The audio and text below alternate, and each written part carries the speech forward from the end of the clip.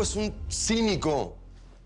Es un manipulador. Lo único que hizo fue usarte para comprometerte. ¿Estás celoso? ¡Claro que estoy celoso! Pero no es solo eso. Realmente me hubiera encantado producirte. Bueno, si lo escogí a él es porque se la debía. Pero nuestra relación es estrictamente profesional. Nunca va a haber nada con Rafa, te lo juro. Nunca. ¿Estás segura de eso? ¿Claro? ¿Qué tan segura? Muy segura. A ver. A ver qué. A ver si es cierto.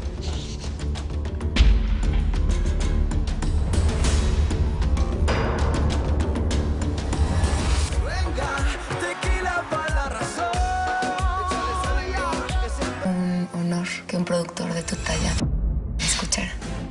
Ser cantante es mi sueño y es la última oportunidad que tengo.